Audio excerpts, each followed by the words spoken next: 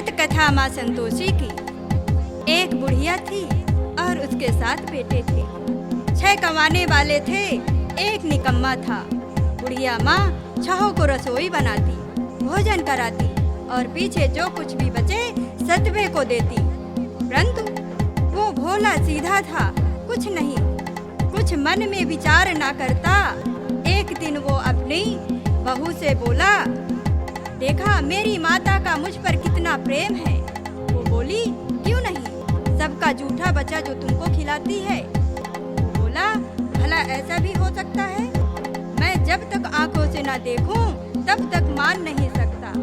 बहू ने कहा, देख लोगे तब मानोगे, मेरी बात पर तो आपको भरोसा ही नहीं है। कुछ दिन बाद त्योहार आया। घर में नाना प्रकार के भोजन और चूरमे के लड्डू बनाए। ये बात जांचने के लिए छोटा पुत्र सिर दुखने का बहाना कर पतला वस्त्र सिर तक ओढ़कर रसोई घर में सो रहा। कपड़े से सब देखता रहा। 6 भाई भोजन करने आए। देखा, माँ ने उनके लिए सुंदर आसन बिछाया है। 7 प्रकार की रसोई है और आग्रह करके उन्हें जिमाती है। वो सब देखता रहा। 6 भाई भोजन कर उठे। अब बुढ़िया माँ उनकी जूठी थाली में से जूठे लड्डुओं के टुकड़े उठाए और मिला करके एक लड्डू बनाया। जूठन साफ कर बुढ़िया माँ ने पुकारा, उठ बेटा, 6 भाई भोजन कर गए, अब तू ही बाकी है, उठना, कब खाएगा? वो कहने लगा, माँ मुझे भोजन नहीं करना, मैं परदेश जा रहा हूँ। माता ने कहा, कल जाना हो तो आज ही जा। वो बोला, हाँ हाँ माँ, आज ही जा रहा हूँ। ये कहकर घर से निकल गया। चलते समय बहू की याद आई। वो गौशाला में कंडे थाप रही थी। वहाँ जाकर बोला, हम जावे परदेश को, आवेंगे कुछ काल, तुम रहियो संतोष से, धर्म अपनो पाल। वो बोली, जाओ पिया आनंद से, हमरो सोच हटाए, राम भरोसे हम रहें, ईश्वर तुम्हें सहाय। देहु निशानियाँ पुनी, देख धरूं मैं धीर, सुधमत हमरी बिसराइयो, रखियो मन गंभीर। वो बोला, मेरे पास और तो कुछ नहीं है, ये अंगूठी है, सो ले और अपनी कुछ निशानी मुझे दे। वो बोली, मेरे पास क्या है, ये गोबर भरा हाथ है। ये कहकर उसकी पीठ में गोबर की थाप मार दी थी। वो चल दिया। चलते चलते दूर देश में पहुंचा। वहाँ एक साहूकार की दुकान थी। वहाँ जाकर कहने लगा, भैया मुझे नौकरी पर रख लो, व्यापारी को जरूरत थी। वो बोला, रह जा। लड़के ने पूछा, तनख्वाह क्या दोगे? लड़के ने पूछा, तनख्वाह क्या दोगे? साहूकार ने कहा, काम देकर दाम मिलेगा। साहूकार की नौकरी मिली। वो सवेरे 7 बजे से रात 11 बजे तक नौकरी बजाने लगा। थोड़े दिन में दुकान का लेन देन, हिसाब किताब, ग्राहकों को माल बेचना आदि सारा काम करने लगा। बाद में सेठ ने उसे आधे मुनाफे का हिस्सेदार बना लिया। 12 वर्ष में वो नामी सेठ बन गया। इधर सास ससुर उसकी बहू को दुख देने लगे। सारी गृहस्थी का काम कराते थे, उसे लकड़ी लेने जंगल भेजते थे। इसी बीच भूसी की रोटी बनाकर उसे रख दी जाती और फूटे नारियल की नरेली में पानी। इस प्रकार वो दिन गुजारा करती। एक दिन वो लकड़ी लेने जा रही थी कि रास्ते में स्त्रियां संतोषी माता का व्रत कर रही थी।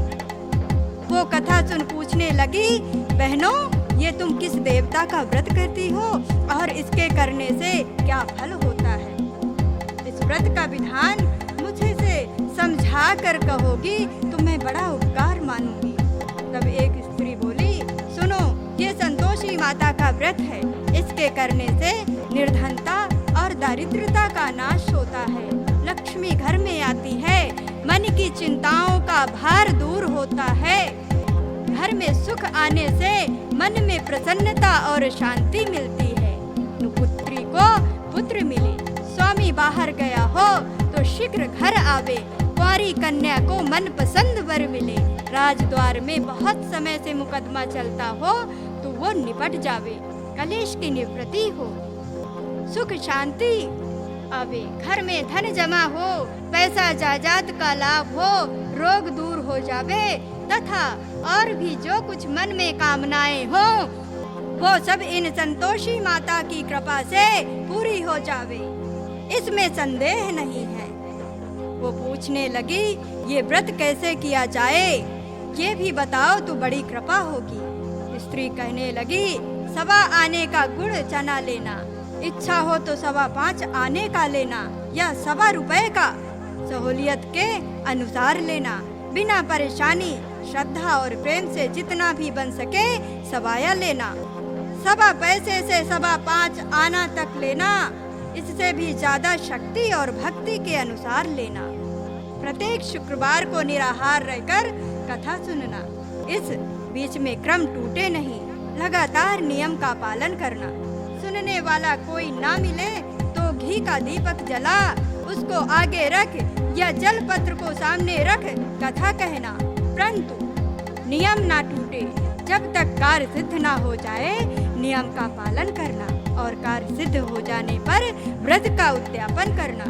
3 माह में माता फल पूरा करती है। इसमें यदि किसी के ग्रह खोटे हों तो भी माता 3 वर्ष में अवश्य कार्य की सिद्धि करती है। फल सिद्ध हो जाने पर उद्यापन करना चाहिए, बीच में नहीं। उद्यापन में 2.5 सेर आटे का खाजा, मोयनदार पूरी, इसी प्रमाण से खीर तथा चने का शाक बनाना, 8 लड़कों को इसमें भोजन कराना, जहाँ तक मिले देवर, जेठ, भाई, बंधु, कुटुंब के लड़के लेना, ना मिले तो रिश्तेदार या पड़ोसियों के लड़के बुलाना, उन्हें भोजन करा यथाशक्ति दक्षिणा दे माता का नियम पूरा करना। उस दिन घर में खटाई ना खावे। ये सुन बुढ़िया के लड़के की बहू चल दी, रास्ते में लकड़ी के बोझ को बेच दिया, उन पैसों से गुड़ और चना ले माता के व्रत की तैयारी की। आगे चल, सामने मंदिर देख, पूछने लगी, ये सामने यहाँ किसका मंदिर है? सब कहने लगे, संतोषी माता का मंदिर है। ये सुन मंदिर में जा माता के चरणों में लौटने लगी, दीन हो विनती करने लगी, माँ मैं बड़ी दुखी हूँ, व्रत के नियम कुछ नहीं जानती, मैं निर्धन और दुखी हूँ। हे माता जगत जननी, मेरे दुखों को दूर करो, मैं तेरी शरण में हूँ। माता को दया आई और एक शुक्रवार बीता कि दूसरे शुक्रवार को ही उसके पति का पत्र आया और तीसरे शुक्रवार को उसका भेजा हुआ पैसा आया। ये देख जेठ जेठानी मुंह सिकोड़ने लगे, इतने दिनों में इतना पैसा आया, इसमें क्या बड़ाई है? लड़के ताने देने लगे, काकी के तो अब पत्र आने लगा, रुपए आने लगा, अब तो काकी की खातिर बढ़ेगी, अब तो काकी बुलाने से भी नहीं बोलेगी। बेचारी सरलता से कहती, भैया कागज आवे रुपया आवे तो हम सबका ही अच्छा है। ऐसा कहकर आंखों में आंसू भरे संतोषी माता के मंदिर में जा मातेश्वरी के चरणों में गिरकर रोने लगी। माँ मैंने तुमसे पैसा कम मांगा है, मुझे पैसे से क्या काम है, मुझे तो अपने सुहाग से काम है। मैं तो अपने स्वामी के दर्शन सुहाग और सेवा मांगती हूँ। तब माता ने प्रसन्न होकर के कहा, जा बेटी तेरा स्वामी अवश्य आवेगा। ये सुन खुशी से बावली हो घर में जाकर काम करने लगी। अब संतोषी माँ विचार करने लगी कि इस भोली पुत्री को मैंने कह तो दिया कि तेरा पति आवेगा, परंतु वो आवेगा कहाँ से? वो तो स्वप्न में भी इसे याद नहीं करता। उसे याद दिलाने को मुझे ही जाना पड़ेगा। इस तरह माता जी उस बुढ़िया के बेटे के पास जाकर प्रकट हो कहने लगी, साहूकार के बेटे सो रहा है या जागता है? वो कहता है, माता सोता भी नहीं हूँ और जागता भी नहीं हूँ, बीच में हूँ, कहो कुछ आज्ञा है? माँ कहने लगी, तेरे घर बार कुछ है या नहीं? वो बोला, माता मेरे पास सब कुछ है, माँ बाप है, बहू है, क्या कमी है? माँ बोली, भोले पुत्र तेरी घरवाली घोर कष्ट उठा रही है। तेरे माँ बाप उसे बहुत त्रास दे रहे हैं। वो तेरे लिए तरस रही है, तू उसकी सुध ले। वो बोला, हाँ माता जी, ये तो मुझे मालूम है, परंतु जाऊं कैसे? परदेश की बात है, लेन देन का कोई हिसाब नहीं, कोई जाने का रास्ता नजर नहीं आता, कैसे चला जाऊं? माँ कहने लगी, मेरी बात मान, सवेरे नहा धोकर संतोषी माता का नाम ले, घी का दीपक जला, दंडवत कर दुकान पर बैठ। देखते देखते तेरा लेन देन चुक जाएगा, जमा का माल बिक जाएगा, सांझ होते धन का भारी ढेर लग जाएगा। अब तो वो सवेरे बहुत जल्द उठकर भाई बंधुओं से सपने की सारी बात कहता है। वे सब उसकी बात अनसुनी कर दिल लगी उड़ाने लगे। कहीं सपने भी सच्चे होते हैं क्या? एक बूढ़ा बोला, देख भाई, मेरी बात मान, इस तरह सच झूठ कहने के बदले देवता ने जैसे कहा है वैसा ही कर। वैसा ही करने में तेरा क्या जाता है?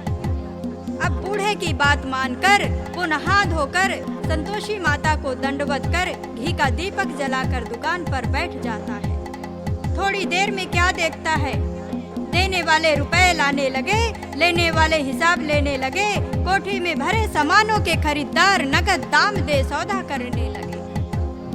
शाम तक धन का ढेर लग गया। मन में माता का चमत्कार देख प्रसन्न हो घर ले जाने वास्ते गहना कपड़ा सामान खरीदने लगा। यहाँ के काम से निपट तुरंत घर को रवाना हुआ।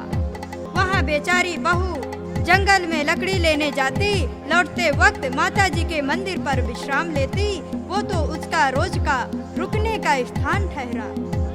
दूर पर धूल उड़ती देख वो माता जी से पूछती है, हे माता, ये कैसी धूल उड़ रही है?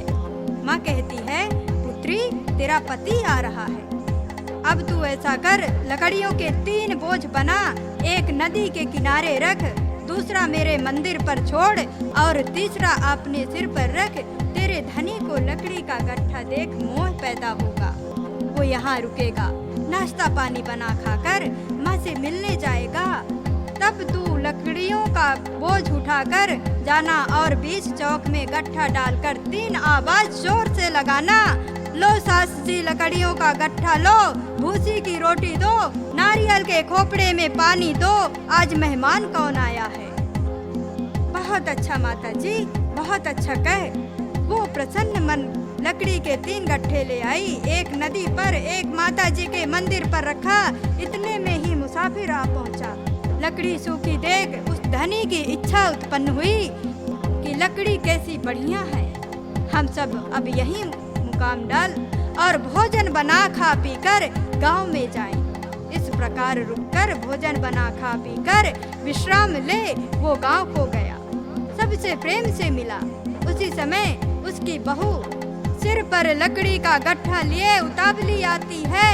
लकड़ी का भारी बोझ आंगन में डाल जोर से 3 आवाज देती है, लो सासू जी लकड़ियों का गट्ठा लो, भूसी की रोटी दो, नारियल के खोपड़े में पानी दो, आज मेहमान कौन आया है।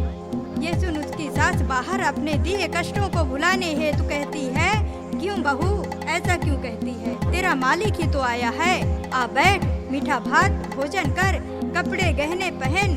इतने में ही आवाज सुन उसका स्वामी बाहर आता है और अंगूठी देख व्याकुल हो जाता है। माता से पूछता है, ये कौन है माँ? माँ कहती है, बेटा, ये तो तेरी बहू है। आज 12 वर्ष बीत गए। तू जब से गया तब से सारे गांव में जानवर की तरह भटकती फिरती है, घर का काम काज कुछ नहीं करती, 4 समय आकर खा जाती है। अब तुझे देखकर भूसी की रोटी और नारियल के खोपड़े में पानी मांगती है। वो लज्जित हो बोला, ठीक है माँ, मैंने इसे भी देखा और तुम्हें भी देखा। अब दूसरे घर की ताली दो, मैं उसमें जाकर रहूंगा। अब दूसरे घर की ताली दो, मैं वहाँ जाकर रहूंगा। तब माँ बोली, ठीक है बेटा, तेरी जैसी मर्जी। ये कहकर तालियों का गुच्छा पटक दिया। वो उसे लेकर दूसरे मकान में जा तीसरे मंजिल का कमरा खोल सारा सामान जमाया। एक ही दिन में वहाँ के राजा के महल जैसा ठाठ बाट बन गया। अब क्या, वो सुख भोगने लगी। इतने में अगला शुक्रवार आया। उसने अपने पति से कहा, मुझे संतोषी माता का उद्यापन करना है। धनी बोला, बहुत अच्छा, खुशी से कर, खुशी से ले। तुरंत ही वो उद्यापन की तैयारी करने लगी। जेठ के लड़कों को भोजन के लिए कहने गई। उसने मंजूर किया, परंतु जेठानी अपने बच्चों को सिखाती है, देखो रे, भोजन के समय सब लोग खटाई मांगना, जिससे उसका उद्यापन पूरा न हो।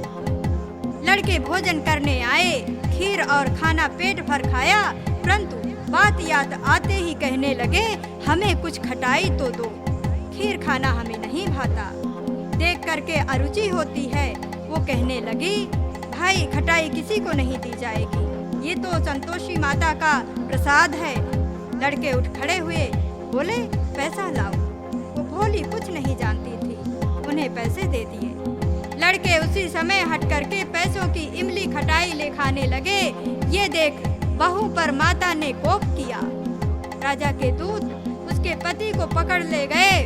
जेठ जेठानी मनमानी खोटे वचन कहने लगे, साला लूट लूट कर धन इकट्ठा कर लाया है, चाचा को पकड़ ले गए हैं, अब सब मालूम पड़ जाएगी जब जेल की रोटी खाएगा।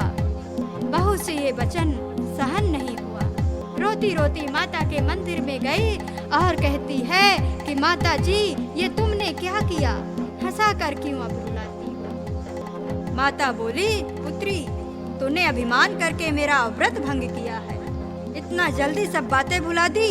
वो कहने लगी, माता, भूली तो नहीं, ना कुछ अपराध ही किया है, मुझे तो लड़कों ने भूल में डाल दिया है, मैंने तो भूल से ही उन्हें पैसे दे दिए, क्षमा करो माँ। माँ बोली, ऐसी भी भूल होती है क्या?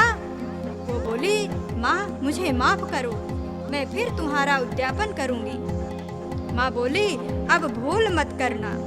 वो कहती है, अब भूल ना होगी। माँ अब बताओ वे कैसे आवेंगे? माँ बोली, जाओ पुत्री, तेरा मालिक रास्ते में ही आता मिलेगा। वो निकली और पति आता मिला। वो पूछती है, तुम कहाँ गए थे? तब वो कहने लगा, इतना धन जो कमाया है उसका टैक्स राजा ने मांगा था, उसे भरने गया था। वो प्रसन्न हो बोली, भला हुआ, अब घर चलो। घर गए। कुछ दिन बाद ही फिर शुक्रवार आया। वो बोली, मुझे फिर माता जी का उद्यापन करना है। पति ने कहा, करो। वो जेठ के लड़कों को भोजन को कहने गई। जेठानी ने एक दो बातें सुनाई और सब लड़कों को सिखाने लगी, तुम सब लोग पहले खटाई मांगना। लड़के भोजन की बात पर कहने लगे, हमें खीर खाना नहीं भाता, जी बिगाड़ता है, कुछ खटाई खाने को दो तो चले। वो बोली, खटाई कुछ भी नहीं मिलेगी, खीर खाना हो तो खाओ। ये कहकर ब्राह्मणों के लड़कों को बुलाकर भोजन कराने लगी। यथाशक्ति दक्षिणा की जगह एक एक फल उन्हें दिए। इससे संतोषी माँ प्रसन्न हुई। माता की कृपा होते ही 9वें मास उसको चंद्रमा के समान सुंदर पुत्र हुआ। पुत्र को ले वो प्रतिदिन माता जी के मंदिर को जाती। माँ कहने लगी, रोज यहाँ आती है, आज तो मैं ही इसके घर चलूं, इसका आसरा तो देखूं सही। ये विचार माता ने भयानक रूप बनाया। गुड़ चना से सना मुख, ऊपर सूंड के समान होठ, उस पर मक्खी भिन भिना रही। देहली में पाव रखते ही उसकी सास कहने लगी, देखो रे, कोई डंकिनी चली आ रही है, लड़के इसे भगाओ नहीं तो किसी को खा जाएगी। लड़के भगाने लगे, चिल्लाकर खिड़की बंद करने लगे।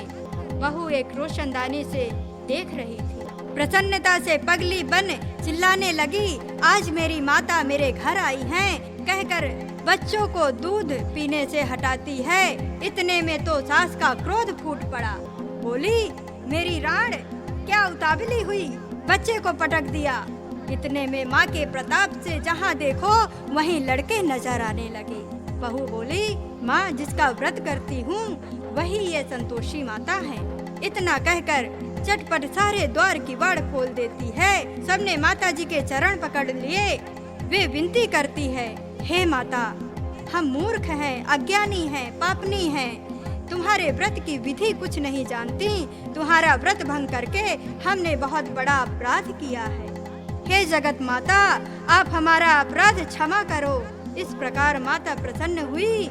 जैसे बहू को प्रसन्न होकर के फल दिया, वैसे ही माता सबको फल दे। जो पढ़े सुने सुनावे, उसके मनोरथ पूर्ण करे। उसके मनोरथ पूर्ण करो करुणा माई माँ। योग सिद्धि विदेह जनक जी को गुरु अष्टवक्र ने आधे श्लोक में ही सब शास्त्रों का सार बता दिया। ग्रंथ करोड़न में कहूँ मैं सबका सार। ब्रह्मा सत्य जगत झूठ है, जीव ही ब्रह्म निहार। जीव ही से जीवत जगत, माता खेलत खेल। ब्रह्मा रूप पहचान लो, कटे जगत की जेल। बोलिए संतोषी माता की जय।